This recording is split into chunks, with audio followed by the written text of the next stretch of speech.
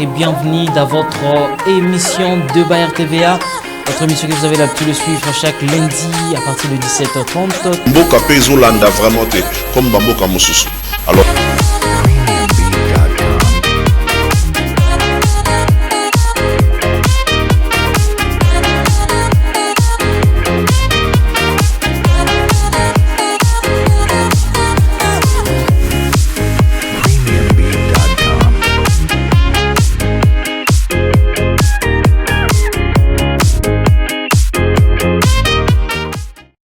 Mercredi 1er mars 2023, fidèles téléspectateurs et téléspectatrices de l'émission Débat RTVA, bienvenue dans votre émission que vous avez l'habitude de suivre chaque lundi à 17h30 et mercredi à 13h juste. Nous voilà pour un numéro de plus pour ce mois de mars que je profite de l'occasion déjà de souhaiter bon mois de mars à tous les téléspectateurs qui nous suivent déjà de partout dans toutes les 24 communes de la ville-province de Kinshasa. Votre émission Débat RTVA, une émission socio-politique que vous avez l'habitude de suivre, une émission dont nous avons l'habitude de parler de tout ce qui se passe dans la ville-province de Kinshasa. Nous avons l'habitude de parler de ce qui nous dérange, de ce qui dérange la population congolaise, la population quinoise en particulier, de parler, et on ne se limite pas seulement de parler, mais de proposer aussi des solutions idoines ensemble. Comme je le dis toujours qu'ensemble, nous allons amener notre cher et beau pays, la République démocratique du Congo, à une échelle d'excellence. Totombeli bino boye malamu bino bae bonso bozali kolanda biso de partout et de partout beaucoup d'amis. Alors totombeli bino boye malamu na émission Débat RTVA otoreba nakosolola mokolo lelo le 1er mars 2023 avec un sujet très important parce que l'émission aussi est bilingue. Voilà pourquoi on va nuancer de cette manière. Voilà, Totombeli bino boye malamu.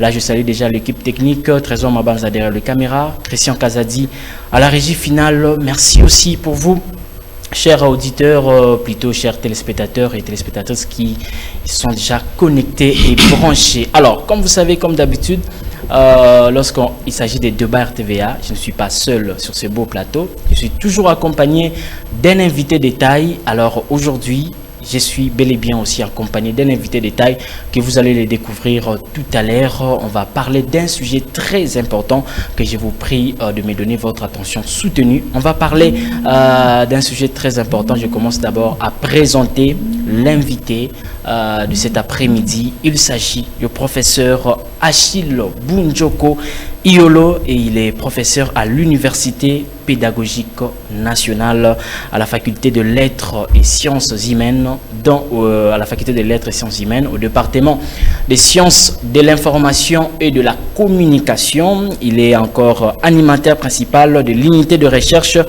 UR34 sociologie de médias du centre de recherche interdisciplinaire de l'UPEN, Crédipen en cycle. Il est aussi auteur de plusieurs ouvrages scientifiques et ses travaux se portent essentiellement sur les usages de technologies numériques, l'anthropologie de la communication et l'espace public. Vous avez certainement compris qu'il s'agit d'un invité de taille, un invité costaud, que nous allons prendre 60 minutes d'échange, 60 minutes de partage, 60 minutes dont nous allons échanger avec vous, chers téléspectateurs. Comme vous le savez, c'est le numéro qui s'affiche au bas de vos écrans. Vous pouvez nous écrire ou poser votre question, il sera bel et bien adressé au professeur. Alors, je l'ai dit qu'il est auteur de plusieurs ouvrages scientifiques. D'ailleurs, il vient encore de publier un ouvrage que nous allons même, c'est même cet ouvrage qui va faire l'objet de notre réflexion ou l'objet de notre débat cet après-midi. Il s'agit de déboulonnement de l'empire du silence en RD Congo, grammaire de la redevabilité à travers les discours politiques. Donc c'est au travers de cet ouvrage que nous allons vraiment expliciter et donner de l'éclairage, comme vous le voyez déjà là devant vos écrans, déboulonnement de l'empire du silence en RD Congo, déboulonnement. Déjà ce mot-là, ça sonne très bien, déboulonnement, on a déjà entendu ce mot. Alors on va encore élucider ces mots avec le professeur Achille Bunjoko qui est déjà là et c'est cet ouvrage qui va faire l'objet de notre réflexion. Alors on saura de quoi tout déboulonner Nini, Empire et silence, Ezali Nini en République démocratique du Congo. Alors c'est vraiment un sujet très intéressant. que je vous prie de prendre votre mal à patience parce que déjà là, vous allez bien suivre l'intervention du professeur. Alors, sans plus tarder, pour ne pas prendre trop de temps, je vais présenter le professeur Achille Bunjoko. Bonjour. Merci, monsieur le journaliste. On vous souhaite le bienvenu dans notre beau plateau de débat RTVA. Merci bien pour l'accueil. Voilà, merci beaucoup. Alors, comme je l'ai annoncé, déboulonnement de l'Empire du silence en République démocratique du Congo, c'est parmi vos ouvrages scientifiques, et cela même d'ailleurs vous venez de publier cela. Et avant tout, si on peut comprendre la quintessence de ces concepts Empire du silence. Merci bien, monsieur le journaliste. D'abord, du point de vue historique, tout le monde doit le savoir, la RDC est qualifiée d'Empire du silence. Le silence, exactement, c'est là où on se tait. C'est là où on ne parle pas. De quoi? De la vie publique, de l'histoire, de la gouvernance, ainsi de suite. Et depuis Léopold II, la RDC a été étiquetée comme Empire du silence. Vous connaissez les atrocités commises par Léopold II. On n'en a pas parlé. Il fallait attendre bien longtemps pour qu'on puisse en parler. Par un certain Anglais, Dan Morel. Et qu'est-ce que ça a donné? Il y a eu finalement le passage de l'État indépendant du Congo vers la colonie belge. Vous connaissez aussi les atrocités de la colonie belge. Vous connaissez aussi ce qui s'est passé à l'ère du fait président Mobutu, ainsi de suite. Vous connaissez la situation actuelle. On n'en parle pas à travers le monde. Mais ici, comment la redevabilité peut permettre à ce qu'on puisse déraciner ce qu'on appelle Empire du silence, il faudrait, parce qu'on dit grammaire de la redevabilité, c'est-à-dire que la redevabilité comprend un certain nombre de pans. Comment on est arrivé à poser ou à mettre en place ou à dégager ce qu'on appelle l'économie de la redevabilité. Le terme n'est pas nouveau, mais dans la production sociale de notre pays, c'est une innovation. Comment? Il fallait attendre que l'actuel pouvoir, avec le premier discours sur l'état de la nation, que ces termes-là soient prononcés et que toute la communauté puisse s'approprier ces termes-là, redevabilité. Mais malgré cette appropriation, on n'est pas allé trop loin pour dire comment s'est construit ces termes-là. Et il fallait faire un travail pour arriver à construire ces termes-là.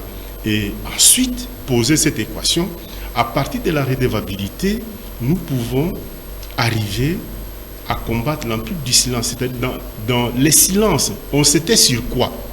Sur les viols, on s'était sur les violences, on s'était sur la prédation, on s'était sur la mauvaise gouvernance, on s'était sur tout.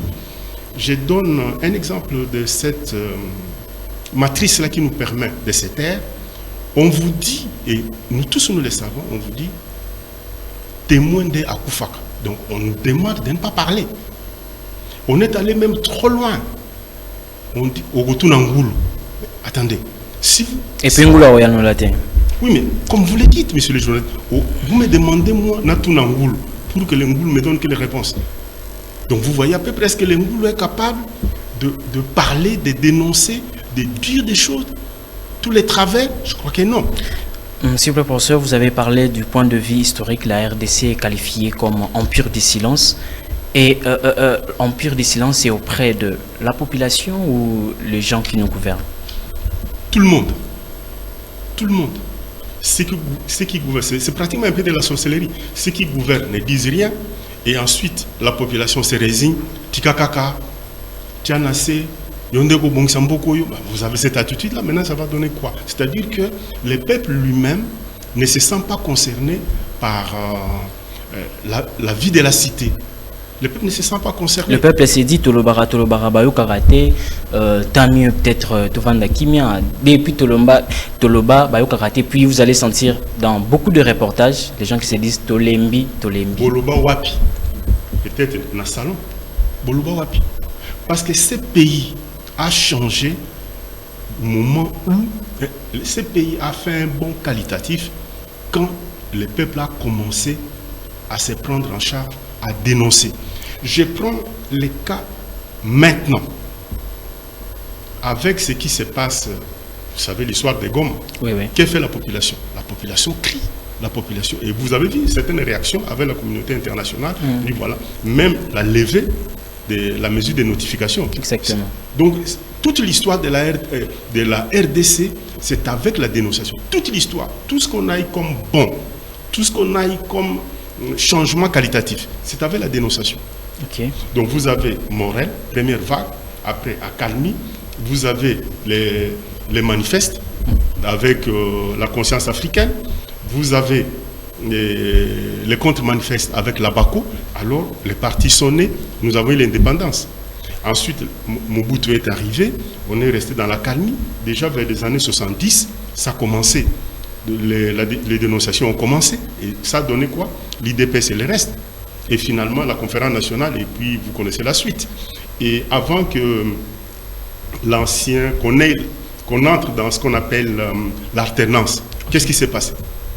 Qu'est-ce qui s'est passé? C'est ça. C'est-à-dire que chaque fois que les Congolais se prennent en charge, disent non, nous devons nous prendre en charge, nous devons parler. En fait, les termes, c'est lesquels? Les Congolais oublient qu'il y a, dans sa sagesse, il est dit Soki Omoni Ndoki, Belela. Mais malheureusement, on oublie ça. Et c'est clair, on dit Soki Omoni Ndoki, Belela. Donc c'est ça. C'est cette invitation-là. Ndoki, c'est quoi exactement et c'est sur quoi? Ndoki, c'est sur ce qui ne marche pas, la violence, ce qui tue les pays, ce qui fait en sorte que les pays ne soient pas sur les rails. Donc si on comprend bien, depuis l'époque coloniale jusqu'à nos jours, la population n'a pas cette habitude de dénoncer lorsqu'il y a quelque chose peut-être qui ne va pas bien ou quelque chose qui ne va mal. La population n'a pas cette habitude-là de dénoncer. Mais je vais vous choquer. Le terme Bassenzi qu'on a utilisé, donc les singes. Mais c'est ça. Donc la population congolaise n'est pas toujours partie prenante sur la vie de la cité. Justement, c'est lorsque la population devient partie prenante que les choses commencent à évoluer. Mais peut-être parce que les gouvernants n'arrivent pas à associer que la population puisse s'impliquer dans la chose. Justement. Si vous-même, vous ne savez pas réclamer vos droits, personne ne va vous en donner parce que les droits, on les réclame. Ok. Mais vous-même, vous dites, Tikakaka, Tianassé, donc la résignation, on va même aller plus loin dans l'apathie. Donc, vous savez, l'apathie là va avec le terme pongi. Donc, ici chez nous, quand on dit quelqu'un Alalaka pongi, Azana pongi, vous savez vous-même ce que ça signifie. Donc, et les Congolais dans cet état-là. Et c'est à chaque fois qu'il y a une situation qui se réveille que les choses changent. Mais maintenant, il faudra amener les Congolais à rester éveillés. Donc, Misonga, comme on l'a dit. Oui, oui. Donc, quand vous prenez Misonga, vous verrez que c'est contraire à Pongi. Quand vous dites côté élément, c'est ce qu'on demande aux Congolais, côté élément, vous verrez que c'est contraire aussi à Pongi. Donc, tout ce qui est positif est contraire au Pongi. Voilà. Et qu'est-ce qui fait en sorte que depuis l'époque coloniale, parce que vous avez dit que la RDC est qualifiée historiquement comme l'empire du silence, que le Congolais n'ait pas le courage là de dénoncer, est-ce qu'il y a deux raisons qui font en sorte que même s'ils voient quelque chose de mal, qu'ils n'arrivent pas à dénoncer? Oui, il y a plusieurs raisons. Il y a plusieurs raisons qui entrent en ligne de compte, mais fondamentalement c'est quoi? C'est-à-dire qu'il y a, au départ, les gouvernants ne nous mettent pas dans un état de mobilisation où nous-mêmes, on ne perçoit pas que nous sommes politiques, nous sommes partie prenante. On n'est pas là-dedans. On laisse la cité à ceux qui gouvernent. On se dit, non, qu'ils fassent ce qu'ils veulent bien faire, et ça s'arrête là. Là, ça devient très compliqué. Est-ce que les Congolais sont politiques? Non. Il n'y a que quelques individus qui sont politiques. Être politique ne signifie pas être gouvernant, c'est-à-dire s'intéresser à la vie de la cité. Donc vous voyez, quand vous êtes dans cette... Vous devenez... ce qu'on appelle la flagellation. Vous arrivez, vous flagellez. non, son asali boy, narokufa, son asali boy, non, barolobanini. En ce moment-là, vous perdez. Même là où vous devez réclamer, vous dites non, je ne réclame rien, je me tais. À ce moment-là, bon, ceux qui sont beaucoup plus malins en profitent. Voilà. Et je vous donne un exemple peut-être qui va vous choquer. Les ministres, l'actuel ministre de l'enseignement primaire et secondaire, le professeur Tony Mwaba, venait de signer, venait de prendre un acte pour qu'on puisse remettre la mobilisation dans les écoles. S'il vous plaît, tenez-vous bien, et aussi l'hymne national. Est-ce que vous vous rendez compte de la gravité? C'est-à-dire que l'hymne national était quelque chose d'évacué, on ne pouvait pas trop s'intéresser. Vous vous rendez compte? Et là, ça m'a poussé à aller faire des investigations, parce que je m'intéresse aussi à l'anthropologie de la communication. J'ai fait des investigations. Et effectivement, nos enfants, pour la plupart, ne savent pas. Celle comme ça, vous lui demandez de chanter l'hymne national du début jusqu'à la fin, ça pose problème. C'est pas seulement les enfants, il y a même des adultes qui n'y arrivent pas. Tant mieux. Vous voyez déjà, oui. Vous voyez déjà ce que ça signifie. Mais ça, c'est très grave. Ça c'est très, très grave. C'est-à-dire que pendant 20 ans, qu'est-ce qu'on va devenir? C'est-à-dire qu'on va se désintéresser du pays. Les pays, et pour preuve, qu'est-ce qu'on fait? Tout le monde, tous les autres là veulent venir ici trouver de l'argent, mais nous, on veut fuir notre pays. Vous voyez à peu près. Oui. Tout le monde veut venir s'enrichir, mais tout le monde veut partir. Oh non, non, non, il faut aller en Europe, tout ça. Voilà. Donc c'est pour dire que il faudrait à un certain moment, et c'est peut-être avec des émissions comme les vôtres, bravo déjà, pour que les gens se réveillent. Nous sommes 80%, à peu près 70-80% des chrétiens. Mais j'ai demandé au pasteur, j'ai fait aussi des investigations, j'ai demandé au pasteur qu'on me donne un seul verset où on demande aux gens de dormir. Le pasteur a rigolé, il dit, mais pour que c'est quelque chose, dormir, non, ça n'existe pas. Toute la Bible, on vous demande d'être vigilant, d'être éveillé, tous. Mais alors, pourquoi les Congolais, 80% chrétiens, mais qui n'appliquent pas cet état d'esprit? Vous voyez quand même. Sinon, professeur, vous connaissez le cas de Rossi Mukendi. Oui. Il a quand même essayé de dénoncer, de sortir dans cet empire du silence. Mais vous savez comment il est fini. Peut-être ça peut être aussi la raison pour laquelle d'autres personnes n'arrivent pas à tenter ni d'essayer de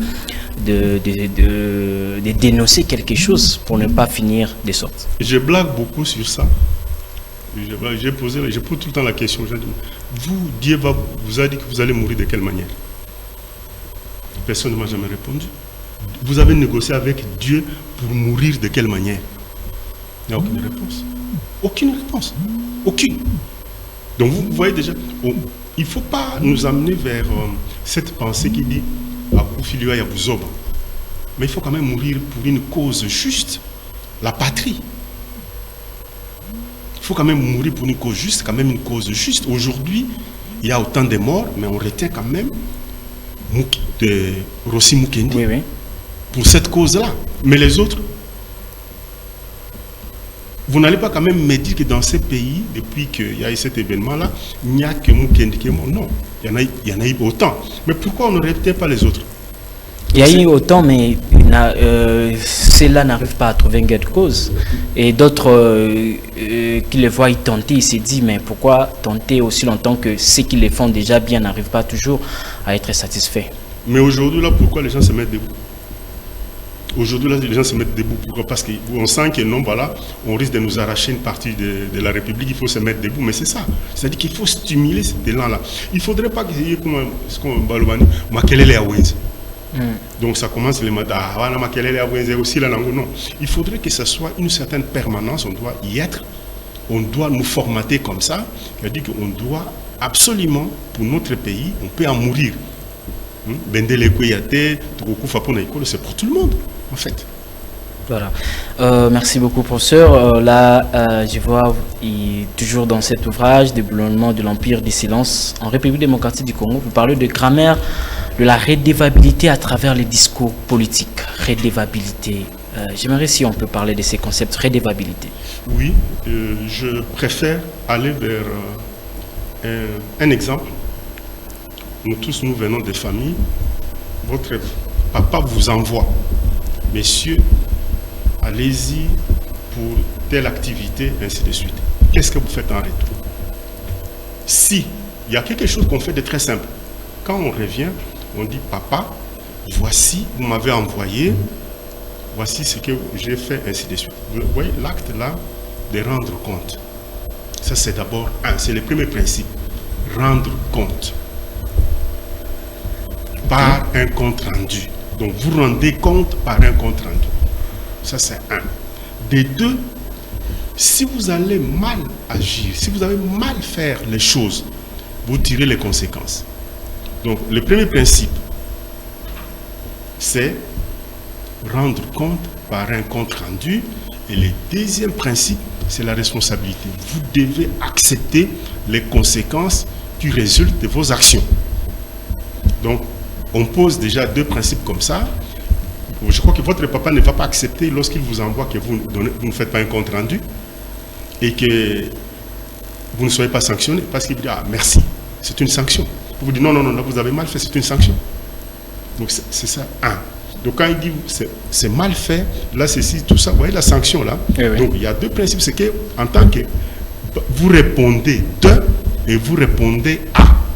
Donc, vous répondez de vos actes et vous répondez à quelqu'un. Donc ça, c'est les deux principes de base. Et lorsqu'on entre dans la production politique ou sociale, qu'est-ce qui arrive? Et là déjà, vous verrez pourquoi on parle de la grammaire. Tout le monde a parlé de la redevabilité, mais on ne sait pas comment ça s'est construit. Finalement, à travers tous les discours, j'ai trouvé qu'il y avait 8 pans ou 8 logiques qui peuvent se retrouver dans ce qu'on appelle la redevabilité. Regardez, d'ici là, on va aller aux élections. Est-ce que vous pouvez me dire, prenons le président de la République, il aura combien de voix à lui seul pour aller voter? Une seule voix comme nous. Exactement. Une seule voix comme nous. Donc, ce qui signifie quoi? Ce qui signifie que c'est nous qui l'avions envoyé là-bas. Donc, vous voyez, et nous l'avions envoyé là-bas pourquoi? Donc, il y a un contrat. C'est constitutionnel. Il y a d'abord la logique contractuelle. Donc, ça signifie quoi? C'est que il y a quelqu'un qui donne le pouvoir et en retour, il doit recevoir la restitution sur tout ce qui est fait. Toutes les étapes, les méthodes, l'argent, tout, il doit recevoir en retour un compte rendu. Donc la société finalement est divisée en deux catégories. Il y a les gouvernants et les gouvernés. Qui amène les gouvernants au pouvoir? C'est nous qui leur donnons les pouvoirs. Et quand vous lisez la Constitution, vous allez remarquer que, donc déjà là, nous avons deux parties, les gouvernants et les gouvernés. Et vous faites partie d'une autre côté, ceux qui rendent, la presse, ceux qui font la publicité. Oui, oui. C'est exactement ce que nous sommes en train de faire. Exactement. Donc les gouvernants et les gouvernés. Ça c'est un. Des deux, il y a un contrat. Quand vous lisez la Constitution, vous dites, le président de la République est garant de ceci. C'est un contrat. Les promesses qu'on fait, c'est un contrat. Ainsi de suite. Donc vous voyez, il y a un deuxième aspect. Donc je reviens pour dire que c'est ce principe de gouvernance qui veut que les gouvernants rendent compte, qu'ils fassent un compte rendu. Et ils tirent les conséquences de ce qu'il fait. De quelle manière le gouvernant va rendre compte au gouverné? Je donne l'exemple, actuellement il y a ce qu'on appelle briefing presse de son excellence monsieur le ministre Patrick Mouillet. À la fin là il dit non voilà je vous appelle vous les journalistes pour que vous puissiez transmettre, pour que nous puissions vous dire ce que nous faisons. Hein, n'est-ce pas? Oui, oui. Nous puissions vous dire ce que nous faisons. Ce que nous faisons dans les gouvernements. Et vous voyez des gens qui sont invités. Les décideurs passent. Non, en ce qui concerne tel ministère, voici ce qu'on a fait, telle histoire, le programme de 100 jours, voici les programmes vous avez tous c'est pas moi, Chile Gelou, voici ce qu'on a fait. Zéro trou, zéro épave. Tout ça. Vous avez plusieurs ministres qui sont passés. Et les gens suivent, les gens entendent. Hein, n'est-ce pas? Quand vous prenez les députés, il y a ce qu'on appelle les vacances parlementaires. On leur demande quoi? En retour, ils doivent faire un rapport. Quand ils rentrent, normalement, ils doivent dire ce qu'ils sont venus faire. Qu'est-ce que vous avez fait? Ainsi de suite. Donc, il y a multiples occasions pour rendre compte. Vous prenez le président de la République, ce qu'on appelle État de la nation. C'est une restitution. Voilà, pendant toute l'année, voici ce qu'on a pu faire. 1, 2, 3, 4, 5. Et en fait, je rigole beaucoup parce que je vais toujours dans des petits exemples. J'ai posé la question aux étudiants, il y avait des étudiantes et des étudiants. Il dit, nous tous nous venons des familles, nous avons des parents. Madame, vous, il y avait parce qu'une dame mariée, avez-vous déjà fait rapport à votre mari sur l'argent? Elle s'est écrite, non, prof, ne dites pas ça. Pardon, madame. D'abord, 1, vous dites que 1 plus 1 égale 1. Maintenant, on vous a donné de l'argent. Mais venez, dit non. Il dit à son ami, monsieur, si vous faites ça, vous allez divorcer 1000 fois. Vous vous rendez compte? Donc déjà, nous aussi, cette attitude-là, pour des comptes rendus, pour les restitutions, c'est très compliqué.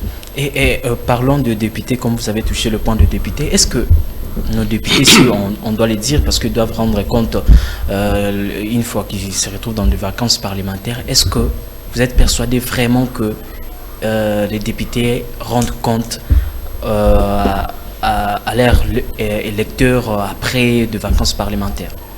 Oui, je n'ai pas encore eu à faire cette étude, j'aurai l'occasion de le faire, mais au moins sur le plan de principe. Sur le plan de principe, ils doivent rendre compte. S'ils ne rendent pas compte, là, les contrats, parce qu'il y a un contrat, il y a des parties prenantes, il y a, troisièmement, parce qu'on dit, il y a la logique de l'information. Vous devez donner des informations. Mais sur ce terrain, c'est ce qui ne se fait pas. Mais justement, heureusement que vous me donnez des éléments pour dire, il faut que ça s'arrête. Et maintenant, qu'est-ce qu'on fait? On doit sanctionner. Vous voyez, il y a le contrat, la logique contractuelle, il y a la logique des parties prenantes, il y a la logique informationnelle, il y a la logique communicationnelle qui est dans la redevabilité. Vous voyez à peu près? Et il y a 5, la logique des sanctions. On doit sanctionner. Mais pourquoi on doit continuer? Alors, lui ne vient pas nous dire pourquoi on doit continuer à les voter. C'est que c'est nous qui sommes fautifs, c'est nous qui perdons. Donc il y a la logique des sanctions et il y a la logique d'évaluation ou de contrôle. La RDC hésite encore à devenir une société de contrôle. Vous suivez, il y a un gros débat ici sur les contrats chinois. Donc on hésite à devenir une société de contrôle, une société d'audit. Je vais vous dire quelque chose. Tous les ministères de la République, il y a une structure d'inspection. Vous allez en santé, il y a une structure d'inspection. Vous allez à l'EPST, il y a une structure d'inspection. Vous allez partout. Mais aujourd'hui, on a l'impression qu'il n'y a que l'IGF. On a cette impression-là. C'est une fausse impression. À l'enseignement supérieur, nous sommes. Il y a une structure de l'inspection. Mais quand on vous envoie à l'inspection, messieurs, on dit, oh non, on l'a envoyé, Balingui était Batinde dans le garage. Je me rappelle, je suis fils d'un enseignant, quand il n'y avait qu'un seul inspecteur là, quand il venait là, mais c'était là. Il faut voir la mobilisation. Tous les enseignants se mettent au bas parce que. Donc vous voyez, donc il y a cette logique-là. Je suis en train d'après la construction la construction de la redevabilité, parce qu'il faut faire une grammaire. Il y a 8 éléments qui entrent là-dedans. Il y a la logique d'évaluation ou la logique des contrôles. Et ensuite, il y a la logique éthique, axiologique. Il y a des valeurs qu'il faut respecter. Quelles sont les valeurs qu'on doit enseigner aux enfants? L'hymne national n'est pas là. Vous leur enseignez quoi? Donc vous voyez à peu près. Est-ce qu'on enseigne aux gens, je vous ai donné l'exemple, est-ce qu'on nous enseigne d'être redevable? On vous a envoyé, venez donner la réponse. N'est-ce pas? Si c'est mal fait, vous êtes sanctionné. Donc voilà, j'ai finalement découvert, après ce travail, qu'il y a plus ou moins 8 paramètres qui entrent dans ce qu'on appelle la redevabilité. Il y a plus ou moins 8 paramètres. Et regardez dans la logique, parce que la dénonciation entre dans la logique de l'information. Okay. Parce que, en fait, après cet élément, on doit dire qu'il y a 2 types de redevabilité. Il y a la redevabilité horizontale. C'est-à-dire que l'État lui-même a des structures de contrôle. C'est ainsi que vous suivez ce qu'on appelle Cour des comptes. Exactement. Justement, c'est ça. C'est-à-dire qu'on doit contrôler. Il y a des structures. L'UGF, ce sont des structures institutionnels, il y a les parlements, ainsi de suite. Nous sommes d'accord? Donc il y a tous ces éléments-là. Et ensuite, il y a ce qu'on appelle l'axe, la redevabilité verticale. La presse, la population, les ONG doivent surveiller. Parce que qu'est-ce que ça signifie? Les résultats là, c'est pour nous. Les gouvernants travaillent pour nous. Vous voyez, il y a la logique des résultats. Donc j'ai essayé de reconstituer tout ça pour arriver à faire une chaîne octogonale. Et dans cette chaîne, il suffit d'enlever un élément, tout déraille. Prenons dans la logique des sanctions. Aujourd'hui, là, on dit qu'il y a un problème avec la justice. Ça, tout le monde le sait. Le président de la République l'a même dit quand il était à Goma. Même au niveau de l'État de la nation, on est encore arrivé à ça. Ainsi de suite. Vous voyez toutes les gesticulations qu'il y a autour de la justice. Donc vous voyez, à telle enseigne qu'on va diluer ce qu'on appelle l'exemplarité, parce qu'il y a, vous avez su, à un certain moment, parler de Kouloun en cravate. Quel exemple on va donner? Il n'y en a pas. Vraiment, on a longuement parlé de la redevabilité côté gouvernant. Est-ce que côté gouverné, on doit aussi être redevable? Oui, mais on est d'abord partie prenante. La République, ici, c'est pour qui? C'est pour nous tous. On ne peut pas laisser la République entre les mains des gouvernants. C'est notre... La RDC, on vous dit toujours, Tozaka Namboka Moko. C'est ça, non? Tozaka Namboka Moko. Binouna Banani. Qui vote ces gens-là? C'est nous. Mais pourquoi nous les votons? Donc c'est que quelque part, si on n'avait rien à dire, si on n'avait rien à faire, on ne pouvait pas les voter, on pouvait rester chacun reste chez lui. Donc, je vais juste comprendre de quelle manière nous, la population, on doit rendre compte. Et on doit rendre compte à qui et comment. Il faut crier. Je vous donne un simple exemple. Aujourd'hui, avec les réseaux sociaux, les gens font quoi? Dès qu'il y a une situation anormale, c'est publié. Dès qu'il y a une situation qui ne va pas, c'est mis sur les réseaux sociaux. C'est aussi une participation très importante aujourd'hui.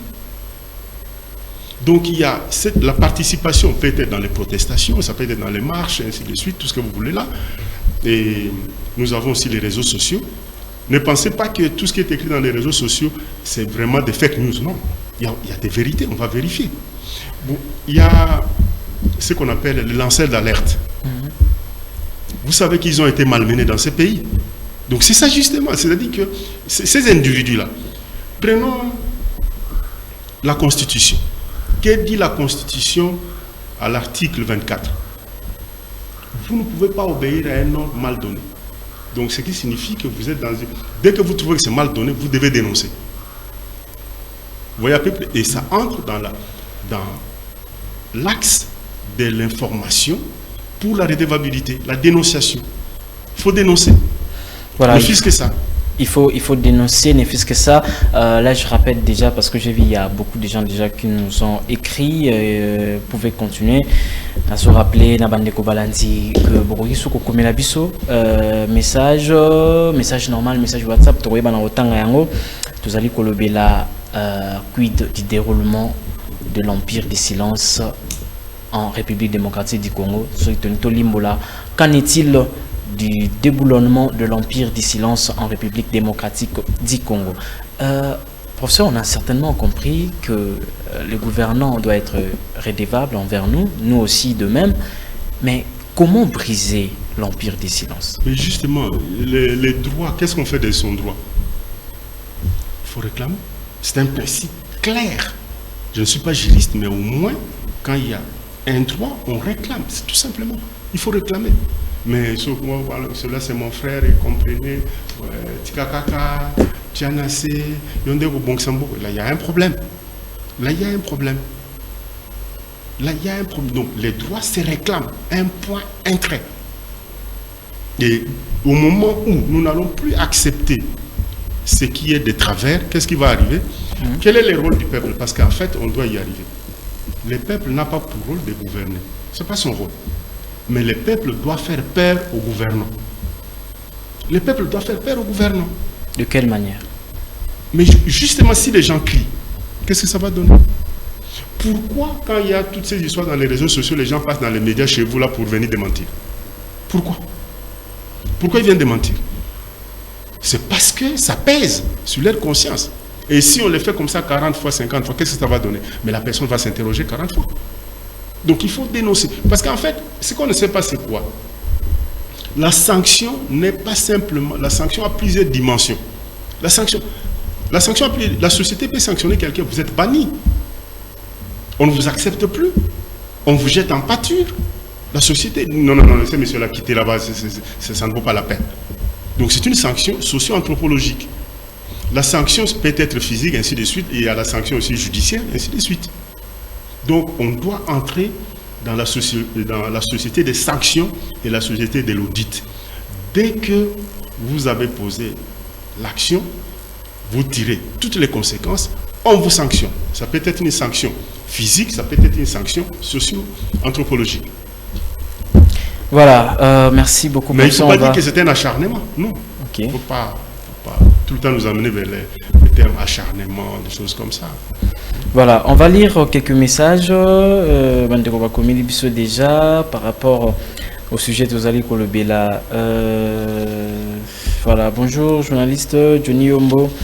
Bravo d'inviter un professeur qui est en train de bien parler. Je suis d'accord avec deux choses qui est en train de dire. Ma contribution est que le peuple congolais se réveille de ces silences et qu'il soit conscient de la redevabilité qu'il a pour ces développements. Je crois qu'un jour la République quittera dans le déboulonnement, donc la République va déboulonner l'empire du silence. Voilà. Ensuite, j'ai une question à poser au professeur. Quelle différence y a-t-il entre déboulonnement de l'empire du silence et déboulonnement de l'empire Bakuba? C'est toujours votre frère Libamba Foudé Jésus. Oui, merci beaucoup. Merci beaucoup là. Il est allé trop loin. Moi, je ne parle pas de l'empire Bakuba, des choses comme ça. Donc là, je parle simplement du silence qui s'est collé à notre peau.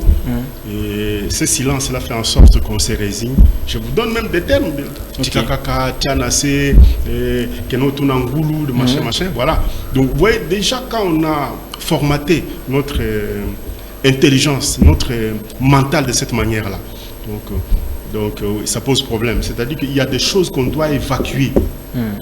Quelqu'un qui dit il faut lui demander d'arrêter ça. Il faut lui demander d'arrêter ça. Parce que c'est notre pays. Dieu nous a donné ce pays. Nous avons le devoir de faire ce qui est bon. Donc quand il faut réclamer, il faut le faire. Donc en fait, je disais ceci. Le Congolais doit quitter l'état des Pongi. Ils doivent se réveiller. Il doit se réveiller. Misonga. Et il faut atteler. Parce que c'est pour son bonheur. C'est pour son intérêt. Parce que c'est qu'on veut. Les gouvernants, on l'envoie pour l'intérêt commun. L'intérêt général. Voilà. Tout simplement. Voilà. Shalom, c'est le frère Jacques.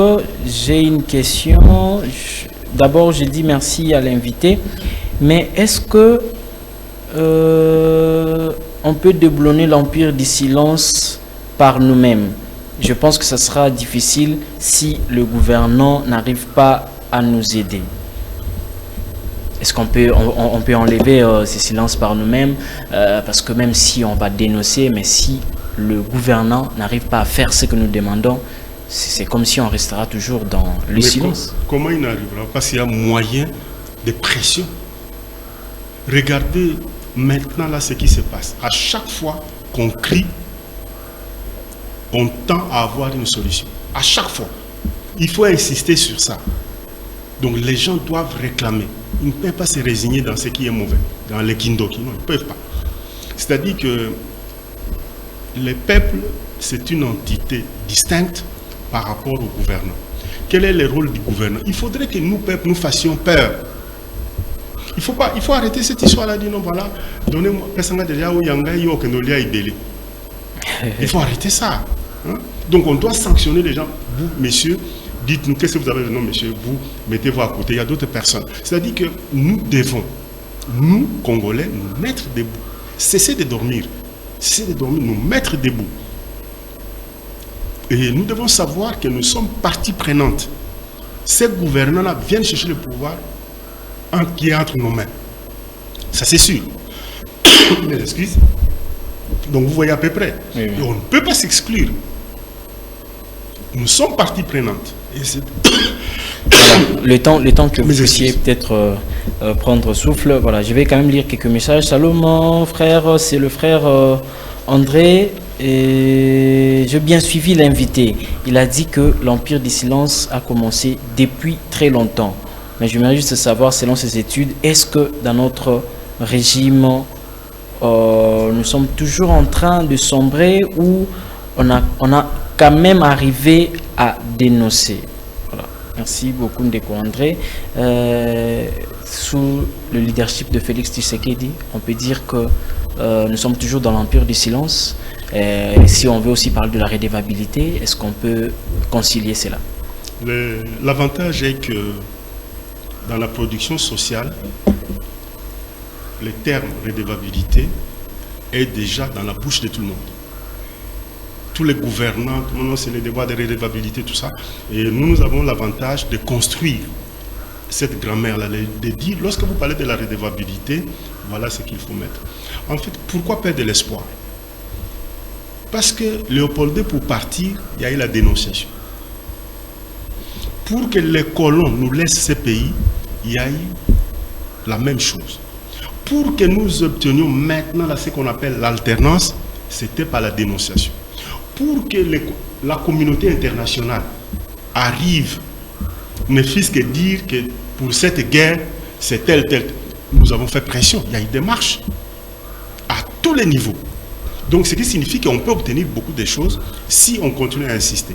En fait, il y a un phénomène d'éducation. Je vous ai donné ce petit exemple à la maison.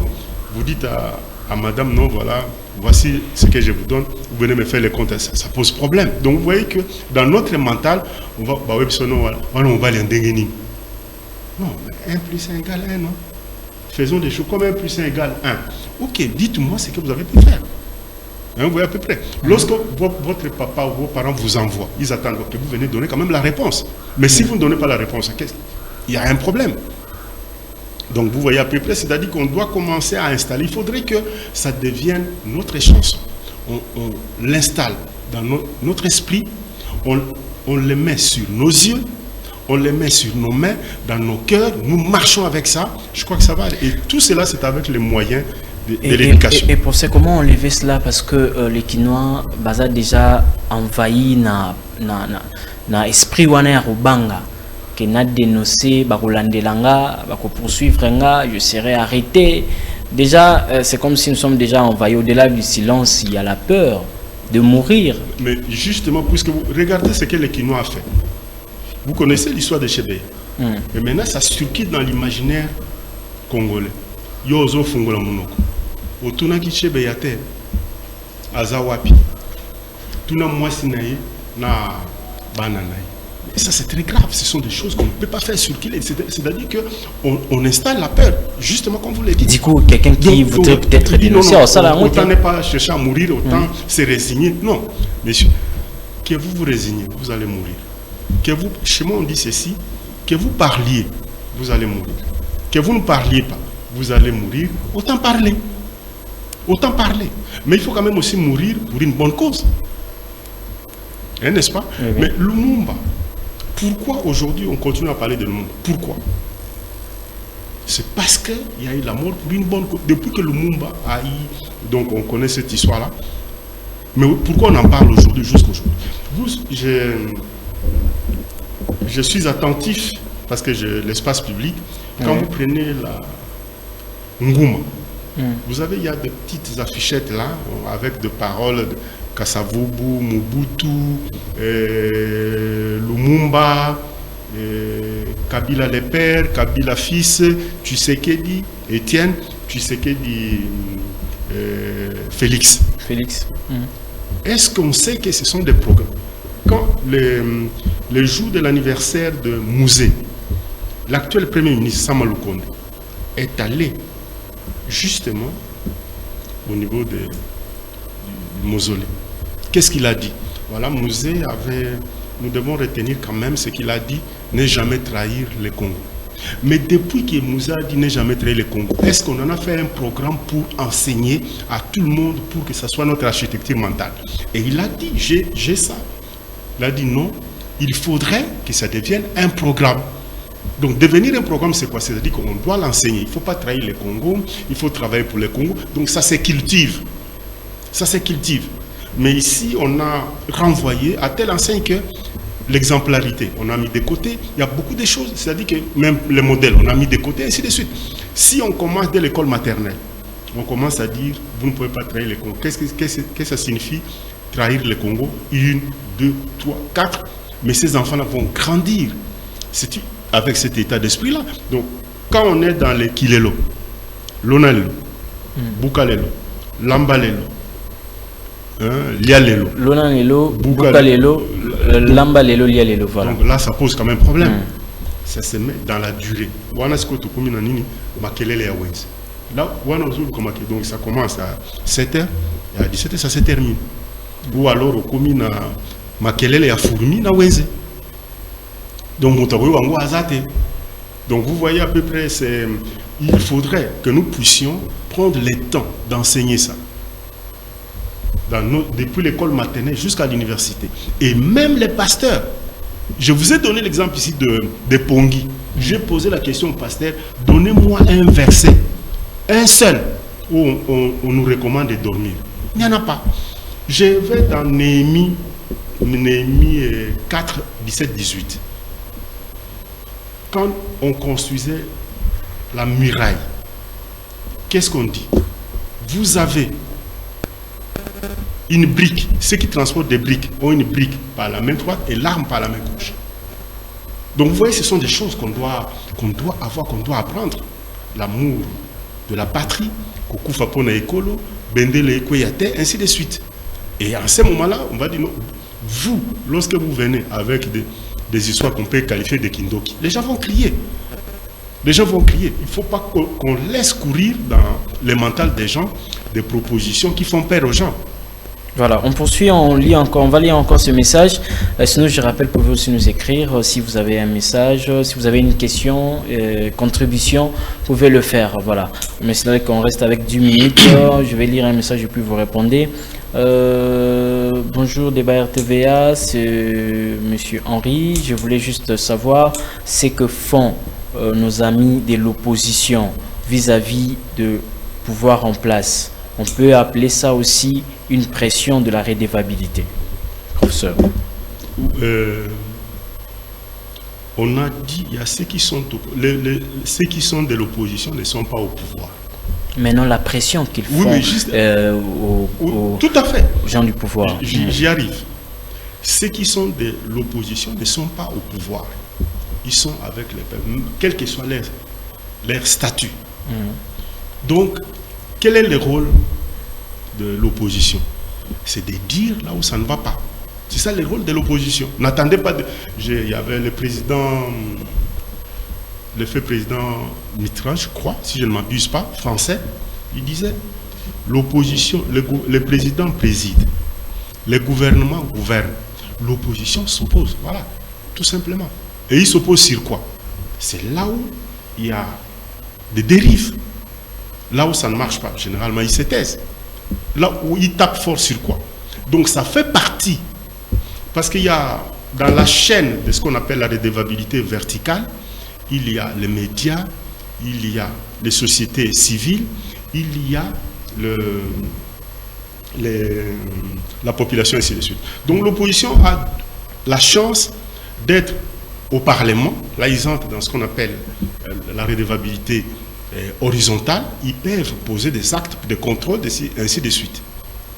Ils ont aussi la chance d'être en dehors du Parlement. Là, ils se remettent avec le peuple pour poser ces problèmes-là. Et les problèmes se posent lorsque vous voulez tout le temps faire taire les voix discordantes. Parce que c'est cette voix-là qui vous dit là où ça ne marche pas. C'est cette voix discordante qui vous dit là où ça ne marche pas. Je crois que dans la Bible, on demande de prier pour ses ennemis. Mais oui. N'est-ce pas? Exactement. Et pour quelle raison? Parce que l'ennemi vous dit là où ça ne marche pas. C'est-à-dire que l'ennemi vous donne plus de chances de vous améliorer. Il vous dit tout le temps non, là seulement. Et il vous demande quoi? Améliorer tout simplement. Voilà. Merci beaucoup. On continue avec le message. Je vais lire ce message. Bonjour. Nasepili makasi na émission contribution nanga ezaka kaboye. Déjà te dénoncer kutu surtout pour na taux ya dollar. Te dénoncer na ba émission mais ezosi mbakaka te. Invité ebisa biso place nini tokoki ko dénoncer pour eyokana. Il y a beaucoup des émissions, hein, donc les auditeurs, les téléspectateurs appellent, ils dénoncent, mais comme ces téléspectateurs viennent de dire que... C'est-à-dire qu'il ne faut pas comprendre la dénonciation comme une désinformation. Il y a certaines histoires qui sont techniques, hein, n'est-ce pas? La structure macroéconomique, tout ça, ça peut être d'ordre technique. Pourquoi on a l'inflation, pourquoi on a ceci, pourquoi... Ça peut s'expliquer, hein, n'est-ce pas? Mais dénoncer reste le principe fondamental. Ça ne signifie pas que dès que vous avez fini de dénoncer, là on sort d'ici, directement tout s'arrange. Non. Ça c'est une gouvernance Yakilelo. Ça c'est une gouvernance Yakilelo. Donc on veut que ça puisse se faire du tic-au-tac. Voilà. Il y a une gouvernance Yakilelo. Mais le malheur c'est quoi? C'est de se taire. Le malheur c'est de se taire. Si vous dénoncez aujourd'hui, vous organisez tout... Je vous donne seulement l'article 24 de la Constitution. N'obéissez pas. Hein, vous voyez à peu près. Bon, qui sont les dollars là? Parce qu'on parle des dollars. Qui sont les acteurs qui manipulent les dollars? Regardez bien. Ce sont ces mêmes gens-là qui viennent de crier. Parce que les cambis et tout ça, ils entrent dans ce circuit-là. Comment ça se passe? Donc vous avez même l'impression, à un certain moment, c'est artificiel. Donc... c'est-à-dire qu'on peut, dans la gouvernance, avoir des problèmes, ça peut arriver, nous sommes d'accord, mais la dénonciation, c'est lorsque il y a le kindoki qui entre là-dedans. Le kindoki, c'est quoi? C'est ce qui nuit à la société. Et là, c'est très important. Et le malheur aussi, c'est d'arrêter de continuer à parler. Voilà, bonjour, je suis étudiant à l'UPEN, je suis content de voir un professeur de l'UPEN, malgré que je ne suis pas de son département. Mais je voulais juste demander que l'empire du silence est même à l'université. Parce qu'il y a beaucoup de choses qui se passent dont on ne sait pas on ne sait pas parler ni dénoncer. Qu'est-ce que le professeur doit nous dire et où devons-nous dénoncer en ce qui concerne corruption, manque de cotes et autres? Les droits, ça se réclame. Je l'ai dit, ça se réclame. Oui, oui. Ça se réclame. Donc vous êtes là assis au salon. Mais ce professeur, vous êtes d'accord qu'à l'université, l'empire du silence a élu domicile? Là, non. J'ai dit que la RDC a été étiquetée de sa genèse jusqu'à aujourd'hui comme empire du silence. On est dans cette lutte-là pour déboulonner. Ce livre donc vient apporter sa petite pierre pour vraiment faire évacuer ça. Faire évacuer ça. Quand vous êtes complice, mais attends, vous êtes... Ouais, une situation anormale, vous entrez dans l'omerta, ça c'est la sorcellerie, ça. Donc on demande, et même les victimes d'ailleurs, c'est les victimes d'ailleurs qui favorisent toutes ces histoires-là. C'est ça.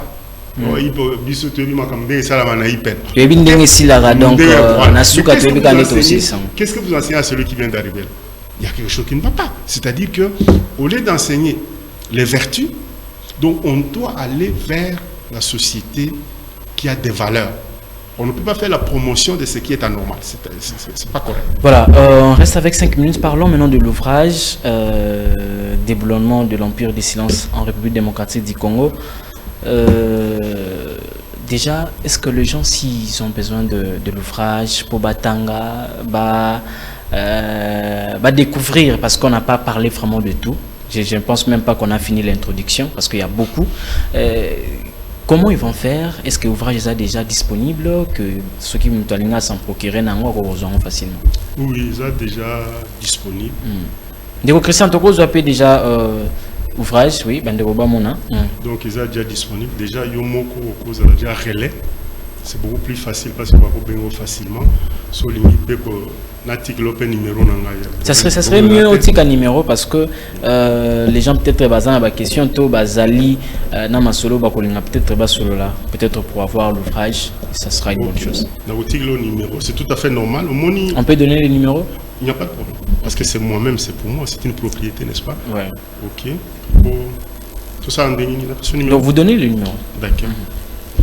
Voilà, là, je tiens à signaler pour tout le monde, peut-être vous en avez besoin, il y a ouvrage, déboulonnement de l'Empire du silence en République démocratique du Congo, grammaire de la redevabilité à travers les discours politiques. C'est un ouvrage qui vient déjà d'être publié. Alors, si vous voulez peut-être vous en procurer de cela, contactez le numéro 081 066 081 066 80, je pense, 80. 00, oui. 39. Je répète, 081 066 0039. Je répète encore pour une meilleure compréhension, 081 066 0039. Voilà. On a le professeur et puis ça la commande nous à ouvrage. Professeur, nous sommes arrivés à la fin, mais cette question, en tout cas, je ne pourrais pas oublier. On sait que lorsqu'il y a ouvrage, publication, on a quand même résultat mon retour là après. Lélo, ceux qui congolais arriver au déboulonner empire des silences, quels sont les résultats qui vont en découler après? Oui, il y a dans les contenus même de la redevabilité, il y a un volet, il y a une logique, il y a une instance, il y a morale des résultats. Okay. C'est-à-dire que la satisfaction du peuple. C'est ça exactement. Donc vous ne pouvez pas poser des actions sans que les gens soient satisfaits de ce que vous faites. Donc on doit être sanctionné en fonction de la satisfaction WANA. C'est très important. Donc il y a ce qu'on appelle dans les 8 éléments qui constituent la redevabilité, il y a ce qu'on appelle la satisfaction. Est-ce que les actes posés, les actions posées nous amènent vers la satisfaction? Alors il faut rectifier. Avec quels moyens, quelle méthode, ainsi de suite. Donc c'est très important. Il faut insister sur les résultats. Nous obtenons quels résultats? Donc moi je pense que là on est en train de... La République est en train de se refonder. Ça il faut quand même se le dire. Oui. Parce que je ne prends que cet exemple-là de l'hymne national. Je ne savais pas que l'hymne national avait été mis au placard de cette manière-là. Mais quand j'ai suivi la note de Tony Mwaba, j'étais hors de moi, c'est pas possible. Comment on peut, vous voyez, à peu près, avec des petits actes comme ça, on démotive, on entre dans l'apathie civique, on n'aime plus son pays. On n'aime plus son pays. Je ne sais pas s'il y a une recommandation biblique qui demande aux gens de ne pas aimer son pays. Je ne sais pas, mais je ne crois pas. Mais, donc c'est très important. Ça dit qu'on doit faire un travail. Je crois que il y a un verset. Au commencement était la parole. Oui, oui. N'est-ce pas? La parole était avec Dieu. Voilà. Nous apportons la parole et petit à petit, parce qu'il ne faut pas que la tête commence déjà à pourrir. Non, il faut qu'avec ça, ça peut se disséminer à travers tout. C'est très important. Donc c'est un travail, socio-éducatif qu'il faut installer. Voilà, nous sommes arrivés à la fin. Nous sommes arrivés à la fin, mais sinon je vais vous donner 30 secondes pour conclure avec ce sujet. Et s'il y a peut-être une recommandation, sensibilisation par rapport à ce sujet, qu'est-ce que vous pouvez dire dans 30 secondes? D'abord, vous remercier pour cet accueil très chaleureux. Merci. Et pour ces débats. Remercier aussi tous ceux qui nous ont suivis, parce que c'est très important. Il faudrait qu'on croie à notre pays, qu'on croie en nous-mêmes. Je crois que si on arrive à ces résultats-là, de croire en soi-même, je crois qu'on peut aller assez loin. Le pays sera mis sur les rails. Donc il faut refonder la République. Et c'est le travail qui se fait maintenant. Pour refonder la République, il y a cette architecture mentale qu'il faut installer. Et la redevabilité est d'un apport très important. J'espère que ça ne sera pas la dernière fois pour venir parler encore du même sujet. Je crois qu'en ce moment-là, tout compte à détail à chaque élément, parce que c'est vraiment très important. Nous devons parler de notre pays, nous devons parler de notre République, nous devons apporter quelque chose. Je vous dis merci et je dis à tout le monde merci. Voilà, merci beaucoup. Je rappelle que vous êtes professeur à l'Université pédagogique nationale. Je rappelle aussi que je suis le fruit de votre enseignement, professeur H. Achille Bunjoko. Voilà, c'est ici que nous tirons complètement le rideau de cette émission de RTVA. On a parlé du quid ou qu'en est-il du déboulonnement, voilà, voulais-je dire, de l'Empire du silence en République démocratique du Congo. Et ça n'est fini. Grand merci à vous, chers téléspectateurs et téléspectatrices, pour votre attention soutenue. Grand merci aussi à notre professeur Achille Bunjoko pour votre participation. Je pense que c'est une première fois, mais ça ne sera pas la dernière. Merci aussi à Trésor Mabanza derrière le caméra. Merci Christian Kazadi à la régie finale. Merci aussi à vous tous qui nous avez suivis. On fixe rendez-vous, c'est pour le samedi. Vous voulez suivre cette émission en rediffusion, ce sera le samedi à partir de 13h30. Quant à moi, on se retrouve le lundi à 17h30 pour une nouvelle thématique. Au revoir. Votre émission de RTVA, votre émission que vous avez l'habitude de suivre chaque lundi à partir de 17h30. Mboka Pezolanda vraiment comme Bamboka Mosusu. Alors